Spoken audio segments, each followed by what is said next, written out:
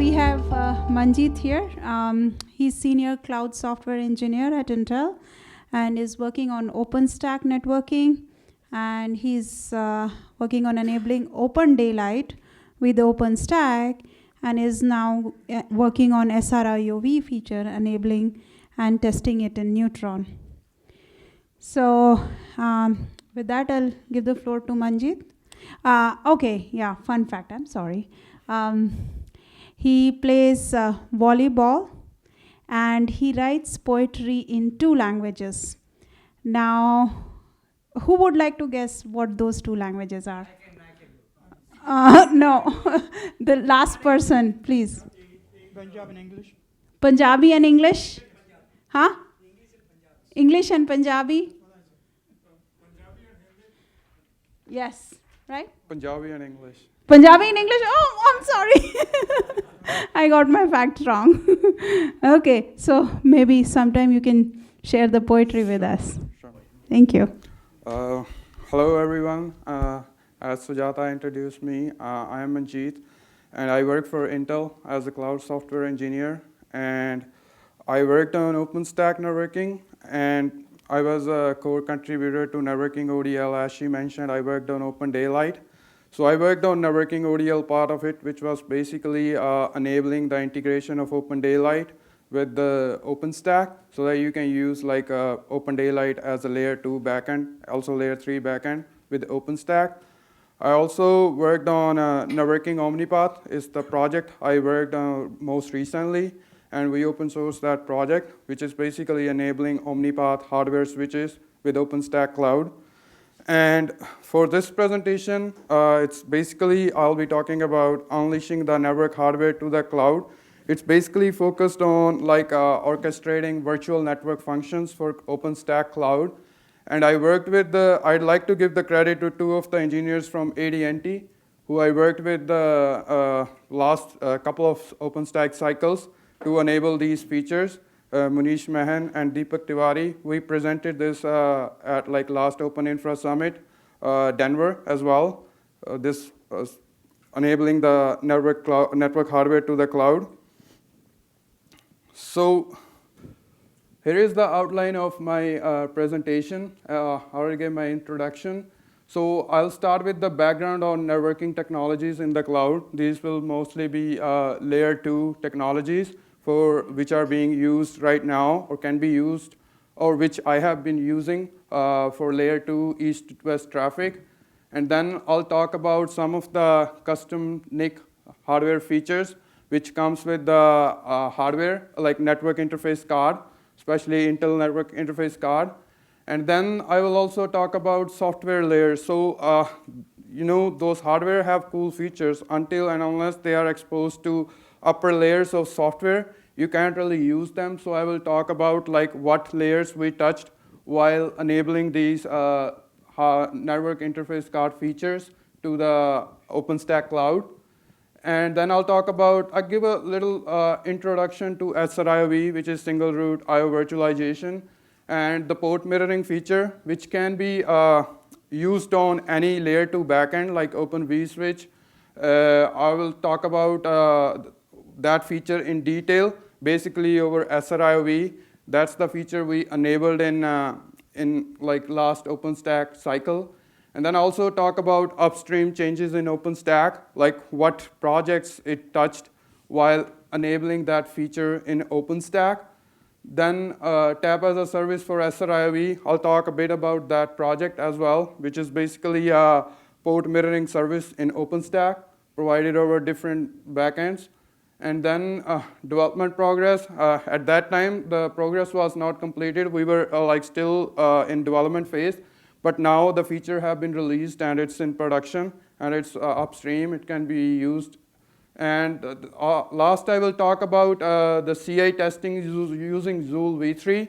Zul is basically an open source tool we use to set up like CI, which is like we automated the testing over these network hardware features over open source project. We use this Zul automation to set up like a CI environment in lab to run, like to monitor those projects. I'll talk about that as well.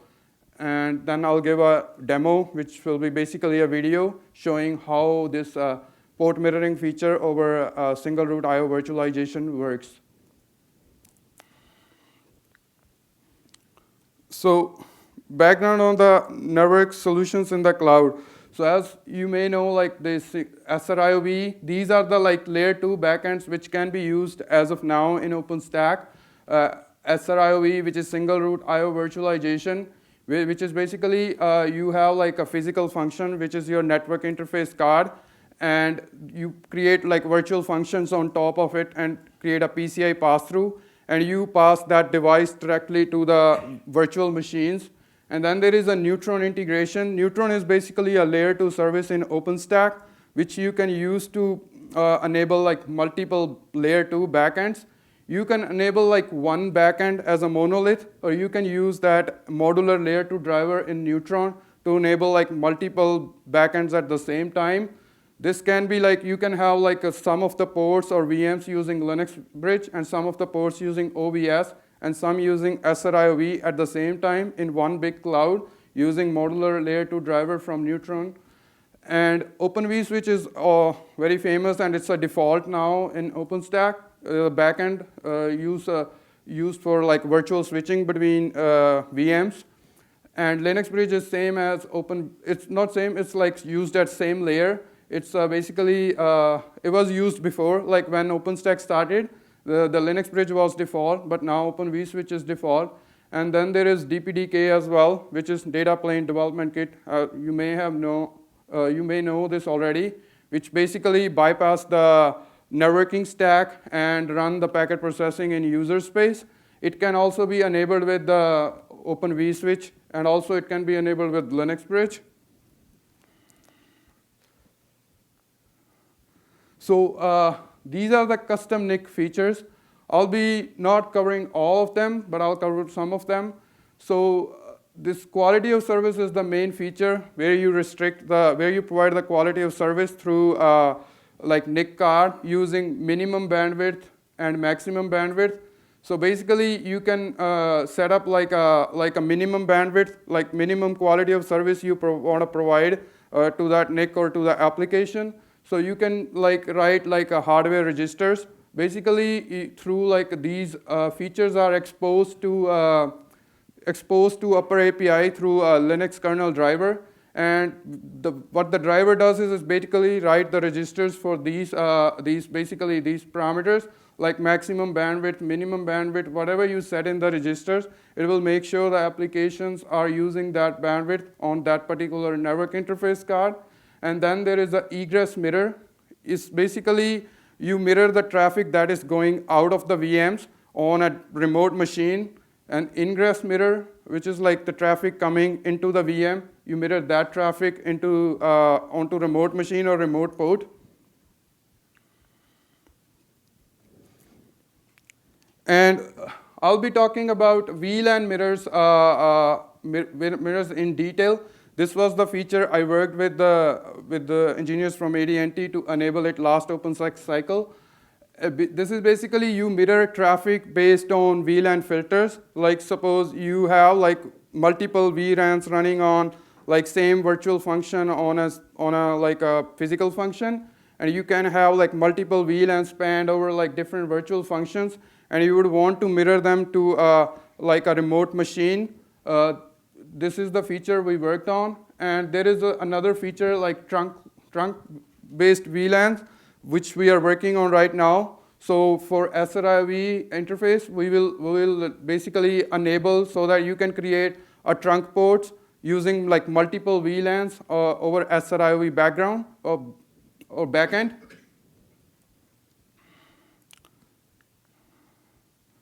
So software stack changes.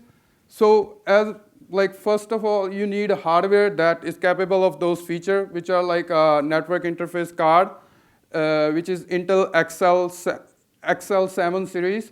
So we enable those features. We expose those features to cloud APIs using Intel i40 drivers using sys interface, which will be utilized by a cloud API layer to program the registers to set like VLAN mirrors. So as you see, we have like multiple cloud APIs running over here. you see we have a controller node where you have like a database service, RabbitMQ, the message queue running. And we have a network node where we have layer 3, layer 2 stuff going on.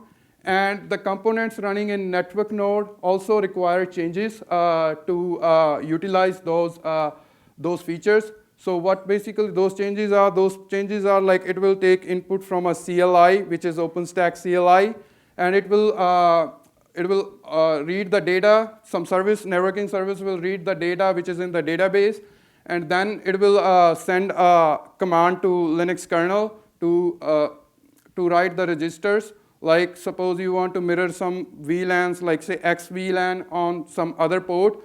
It will basically, provide that data using CLI, and then you expose that through CLI, and you call sysfs interface from the cloud networking API, and it will program the registers to use that feature.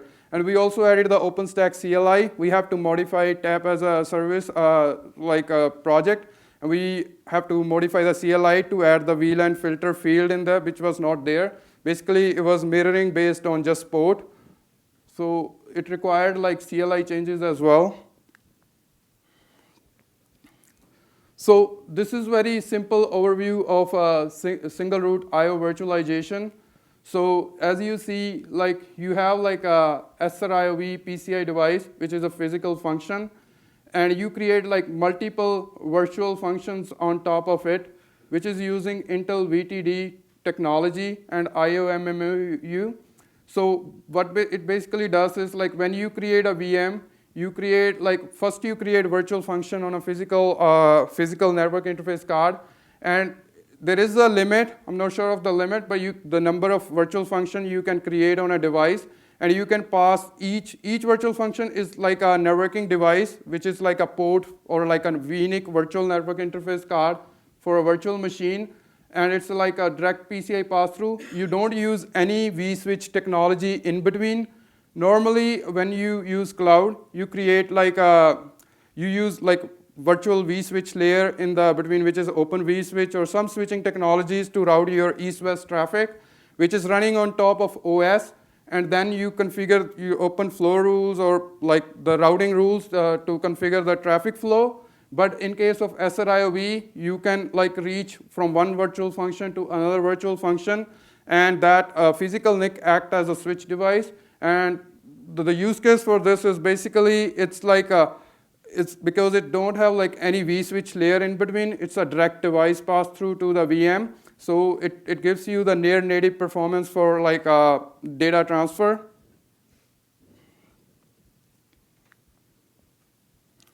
So now I'll talk in detail about the traffic mirroring feature, which is like mirroring VLANs to a virtual function. So as you see this picture, there are like this is like all set up in one server. The P1 is like a physical network card, port 1 on the same server, and P1 is like a physical function 2, another network interface card port. So as you see, each of them have like 63 virtual functions on it. And this mirroring feature like is you can only do mirroring between the same physical function. You can't do like suppose you want to mirror traffic that is going on to some virtual function on like physical interface 1 to PF2, that's not possible. If you want to mirror like VLANs that are hosted on virtual function, you have to do within the same like physical function. Suppose here we have like 3 VMs running. One is like service VM 1, which have like ETH1, which is like a flat network, which have like multiple VLANs, 163, 172, 181, and 198. These are the VLANs on that particular network. And as you see, ETH2 is like a VLAN type of provider network. It only have like a 154 VLAN onto it.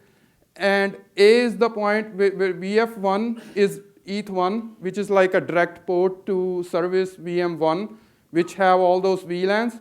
And the red VF3 is where like the host, like all the traffic coming to A, ETH1, will be mirrored to VF3. VF3 is attached to a probe VM as ETH1. So suppose you want to set rule based on like you want to mirror traffic 163 VLAN, 172, 181 and mirror it to probe VM. It will go to VF3 to ETH1 and then there you can run like your any applications like you can do intrusion detection. You can run like debugging, network debugging analysis on that as well.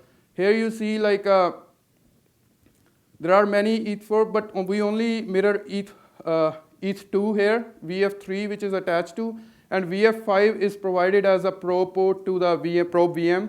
So all the packet for VLAN 154 that are coming to VF3 will be mirrored to VF5 port on and send it to ETH2 in the probe VM, which is also on the same VLAN.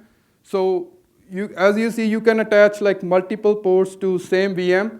You have like multiple virtual functions servicing like a single VM, and they span across like all 3 different VMs. Is it both directions or one direction? Both directions, ingress and egress. It's both. Like you set it in the rule. I'll talk about that later, and it's both directions here. And is it a copy or is it It's the copy. So we have to touch this project, Tap as a Service project, which is basically a mirroring service provided by OpenStack. It had no SR-IOV enabling before last cycle. And it basically, you can mirror traffic. It was like not even VLAN. It was VLAN-based filter. You can use like a Open vSwitch and Linux bridge. And you want to mirror, like, say, your east-west traffic based on those VLAN filter. But you have to use like vSwitch or Linux bridge backends to use this service. So we modified this service and added a new sysfs driver in this service for packet mirroring. So as you see, like there will be a source port and there is a destination port, and it just copies the packets to the probing solution. And what is the use cases of those probing solutions? It's basically network debugging. You can analyze and debug data or like diagnose errors on a network. You can also run like a security investigation. Like suppose you have like a lot of data where you want to run like machine learning algorithm on your probe VM for like detecting the malicious activity. You can run any number of algorithm of your choice for like security purpose on probe VM where you are mirroring the traffic. This service is part of like OpenStack's Neutron project, which actually coordinates with the Neutron like through layer 2 stuff. And it basically you create like a tap service, which is like you use one port which you provided to the probing solution, which is a VM in this case. And then you create like a tap flows. Like tap flows is like a particular flow where you provide like what VLANs you want to mirror, whether it's a virtual function to virtual function mirror, whether it's like specific VLAN mirror. In the tap flow, when you define those tap flow, you also define the direction. You can define direction like both direction. You can say you just want to mirror ingress packets. You just want to mirror egress packet. That can also be done. And the both is used for like if you provide both in the direction, it will mirror both direction packets to the probing solution. The app as a service, Yeah. when you analyze the mirror, how much time it takes to get the result? If there is a delay, does it matter? There will, like so far we tested, it's no delay because it's on the same virtual function.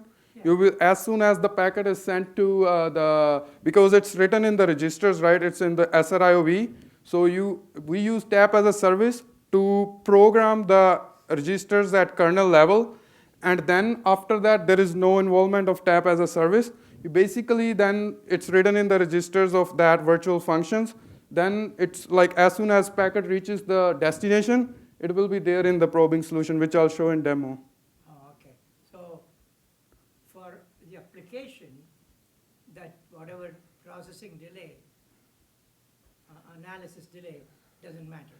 It doesn't matter because you do it like they had a use case where they want to do like debugging, networking debugging becomes really hard at some point. Like normally error don't happen the way when the traffic is normally routing, right? It happens later on and then they capture all the data and they use it for later analysis, yeah. So even though this feature looks cool, but there was challenges while developing this feature. So that was like CI was one of the challenge because open source community, especially OpenStack community, wouldn't accept this feature without writing a CI. And we use Zul tool, which is an open source tool to automate your CI pipelines, to set up like a CI pipeline over Gerrit, which monitors tap as a service project as like developers send changes to tap as a service project, and it picks the change, and then what it basically does, it deploy, it's a bunch of like a set of services talking to each other. And there are like also a couple of bare metal machines are attached to that service, which have the actual SR-IOV hardware. So when somebody sends a change to the tap as a service project, it basically picks that change, and then it will use one of the machines, bare metal machine with the actual hardware. It will deploy small cloud over it, and then it will run integration test on top of it, and then it will provide the result, whether it failed or not. That was one of the requirements to get this feature merged. So the OpenStack community came up with the Zul v3 terminology. This terminology is basically you have to have like in-repo configuration for all the jobs. Like there are different jobs that run on each of OpenStack project. They're like unit testing, functional testing, and integration testing. Some projects have like tens of jobs running on project. So that was one of the requirements. The repo should have the configuration itself and native support for multi-node jobs, which like multi-node jobs should also be supported. Like sometimes we run like cloud on one node and we run this. They also wanted us to do like multi-node job support, which we enabled as well with the Zul.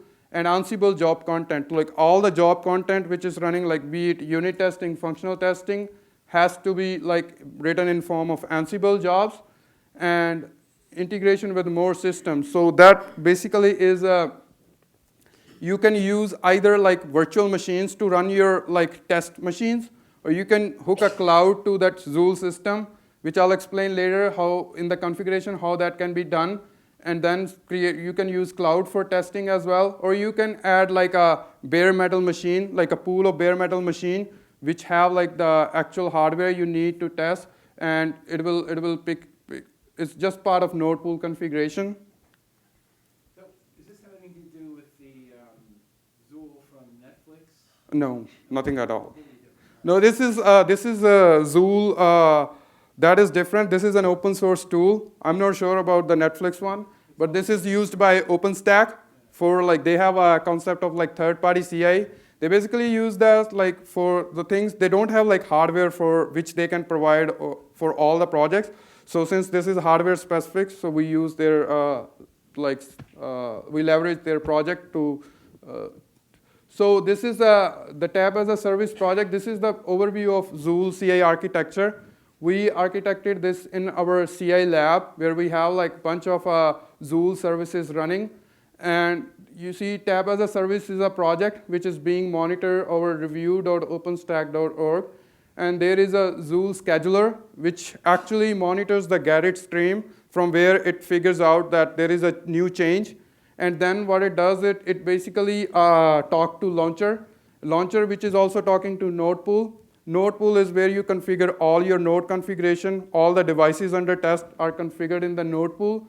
And then there is once node pool provide the machine to scheduler that this is the machine you're going to use for testing. And node pool mark that machine as not available from the pool. And then Zul scheduler provide that machine to executor along with the SSH key credentials. Executor will log into that machine. It will deploy a small cloud. And it will run a bunch of tests which are defined in the jobs. And after it runs the test, it posts the log services back to OpenStack project, which I'll show later. And there is web service as well, where you can just go to a web server browser and see like what all jobs have been running. You can query logs over there as well. So this is the Zul configuration we had. It's basically, you see the connection. We see two connections. You can monitor like multiple number of Gerrit connections as well. We don't need two for this case. We need only one because this was like we were testing. So I just hurriedly copied the configuration. So we have like OpenStack Garrett, where we are like where we define the service. You can choose different drivers as well. Like you can choose Garrett. You can even like hook it up to the Git repository. Like as well, we choose Garrett, and it's basically review.openstack Garrett. It will monitor that, and then there is like a Zul configuration project where we will define all the configuration, like which projects you want to monitor. In this case, it's a tab as a service project. And this last part connection, zulci.org, is like it's using a Git driver. This is the like Git repositories where our jobs were hosted. This is not the correct link actually. So this was like in testing phase, but now it's in production. We open source these two projects as well, which is like Intel OpenStack CI configuration and OpenStack Intel CI jobs. So it will use like Git to pull those repositories and run those jobs on a Zul server. So as I talked about node pool briefly, so this is the way you can add like pool of machines, say bare metal, like any number of machines in one pool. You can even create multiple pools. And as you see, each of them have like name tags as well, name SR-IOV, one have a name IP as well. Those are nodes. And while you define your jobs in a project config, you can pin those nodes to particular test job, which Zul is really smart enough to figure out from the name tags what machines to use for what testing jobs. So you see these are the bare metal machine. You can also attach VMs. You can also provide a cloud API or cloud endpoint along with the credentials and define the flavors. Then what it will do is it will basically create the VMs on the cloud and use those machines as a device under test and deploy a small DevStack cloud on that and execute tests. And this is our test pipeline. So as you see, we have it on Intel GitHub, Intel OpenStack CI config. That is where our all pipeline goes, like what projects we are monitoring and what jobs are running on each project. So this is an open source project. There is another project, OpenStack CI jobs, that are basically all the Ansible job content for like unit testing, for integration testing, for especially SR-IOV testing, which is like Tempest tests, are defined in that jobs, like what to do when somebody submit a change. This job has like all the definitions, so which can be like the benefit of using this over a repository and in Ansible job content is like, suppose you run the same job on multiple projects, so you don't need to write like code twice for like same job. You just like use the name job and import it into different projects, and it will run the same job over multiple projects. So that was the idea behind like doing it this way so that we could make it modular and we don't write code multiple times for each of the jobs we use over multiple projects. And now I will give a demo.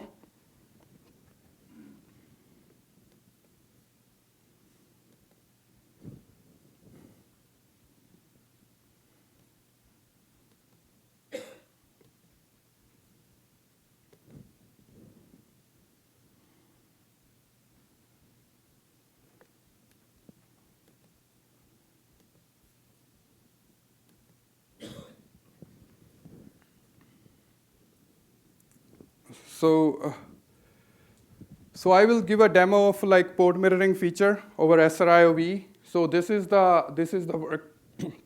This is basically a video I prepared because of the networking and hardware requirement. I don't have hardware at the moment, but I created a video of this demo.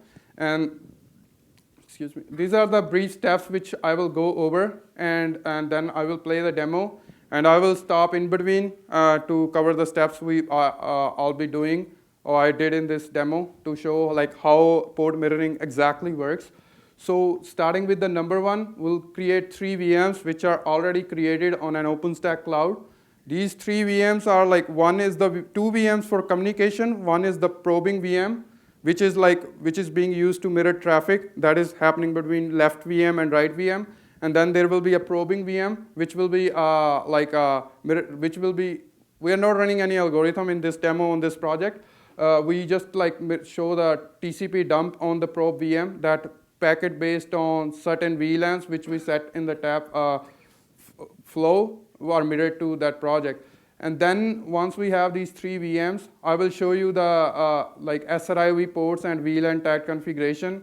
Then the third step, I will ping the 163 VLAN port from left VM to the right VM. And then we will start the TCP dump as well on the probing VM. At this point, there will be no mirroring because we haven't created any tap service and tap workflow. And the step 4, I will create the tap service. And then step 5, I will create a tap workflow.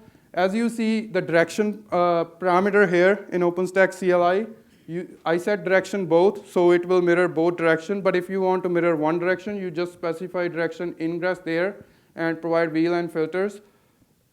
And then the second flow is not needed. It's just created to show how API works. So you can create, like as you see, there are VLAN filters 161 to 164 and 172.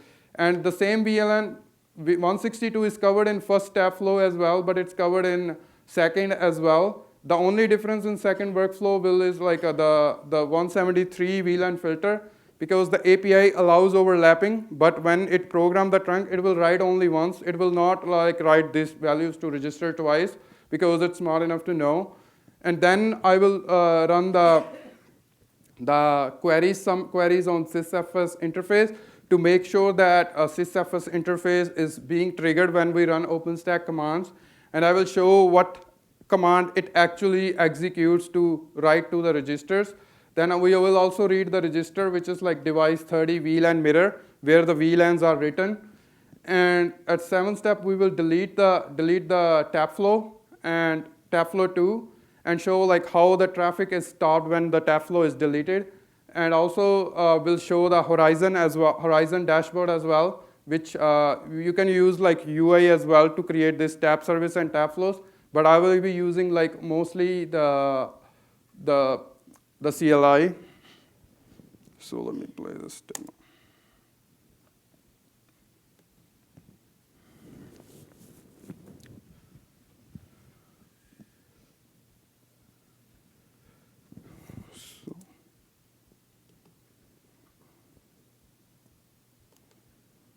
So as you see, there are like 3 VMs, right? Each VM has like multiple ports. One of them is like SR-IOV port, and each VM has like SR-IOV ports, and like all are over like same VLAN. They have same VLAN interface as well. They have different VLAN interface as well. So what we'll do is like they will have same like one like VF passed through each VM, like left VM, right VM, and the probing VM. And it will also have like a sub interface like VLAN 161 and 163, which I'll show now.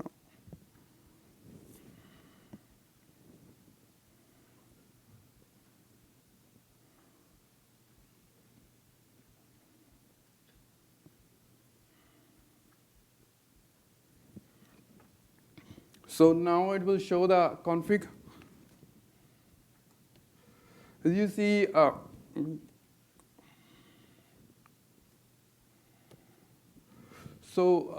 ENS3 is an Open vSwitch port. It's showing like it has like both. ENS5 is a SR-IOV port, but they are hooked to the same VM. It's just for like connectivity, and it's like showing the modular layer 2 thing.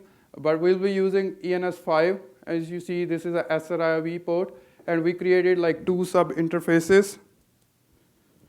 Which is VLAN 161 and 163.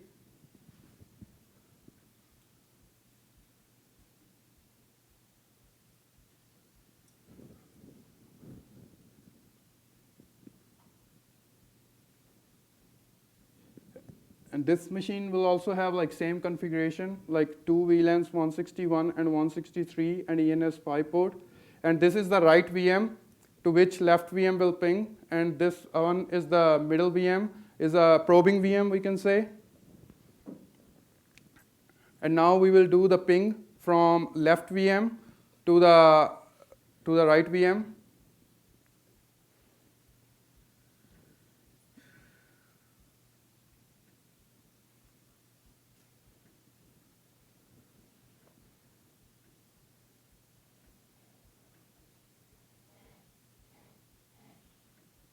So these are like, it's pinging on like 163 VLAN interface, as you see. And as of now, there will be no packet mirroring happening in the probing mirror. You see the TCP dump, no packet capture right now, but the traffic is like, the ping is like successful from left VM to right VM. Now we will create the tap service.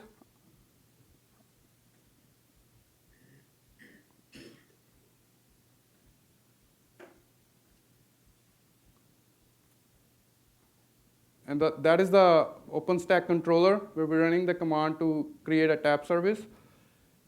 And task service port is the what this VF is attached to, the probing VM. And right now there is still no traffic mirroring because we haven't created the tap flow yet, which we will create now next in this. So as you see, we have like both directions. VLAN 161 to 164 will cover VLAN 163 as well. As soon as we create the tap service, you will start see the packets appearing on the probing VM.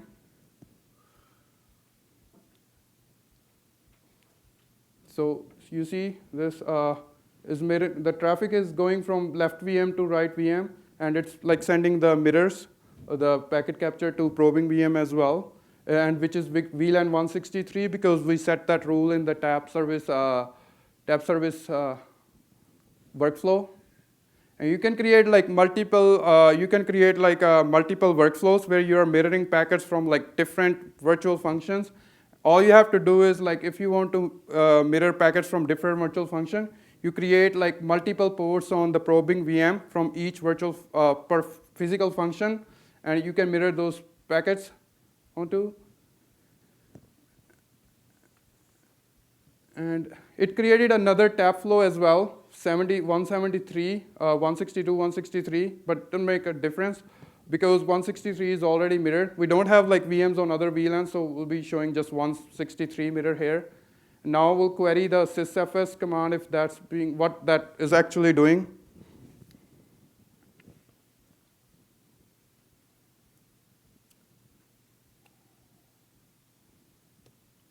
So as you see this, it basically sends the command, like whenever we create the tap flow, it basically uses the root wrap from Neutron to send the command to the sysfs mirror to write these VLANs to the register. And once this is programmed, once this it reaches the sysfs interface, that goes to Linux kernel driver, that writes it to register, and then the mirroring starts.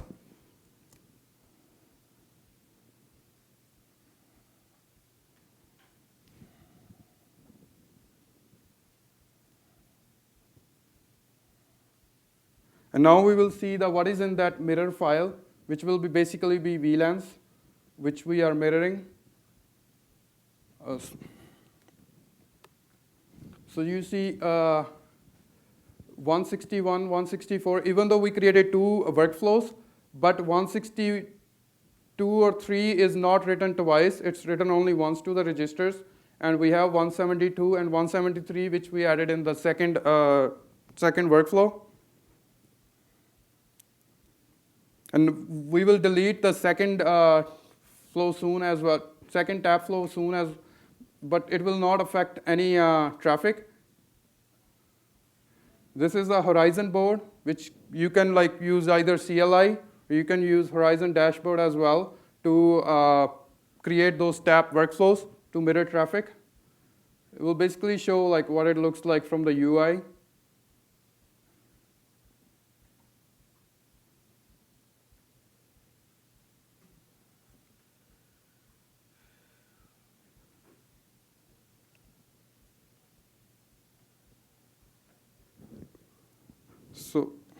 So it's the same data we used in CLI, but it's enabled in Horizon dashboard as well. Horizon dashboard can also be used. So now move over to deleting those flows. So we'll delete the flow 2 now, but the mirroring will still go on because 163 will still be in the registers. We delete only 173. So you see 173 is gone from the register.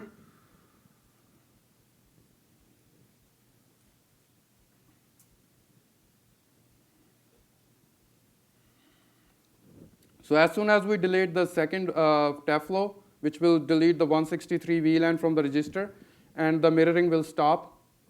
So you see mirroring has already stopped. No more packets after this last packet. So yeah, that's basically the working of VLANs. And this is basically the demo showing the working of a VLAN mirroring. And I will give you some links as well.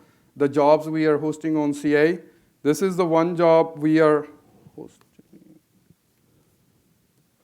So we have our job running on this Tap as a Service VIP Intel OpenStack CA check, which is basically testing that mirror using Tempest test, which we hosted as a CI. And we are continuously testing this feature like over all the changes submitted to this project.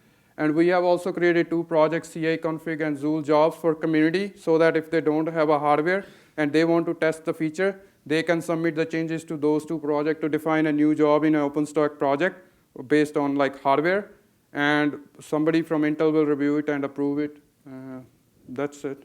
Any questions? Do you have a UI for setting up Zul? No, we didn't use, you get a UI, we didn't use the UI to set up Zul.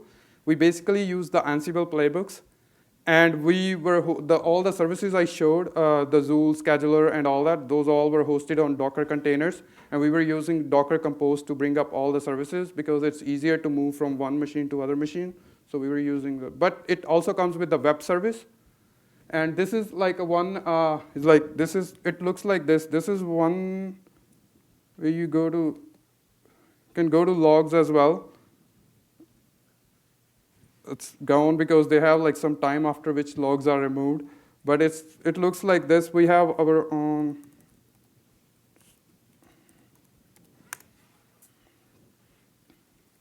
The Zul web services look like this, like what all jobs are running on which patches. It shows you this as well.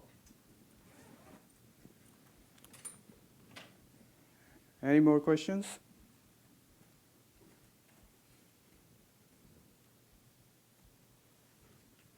Right. Thank you.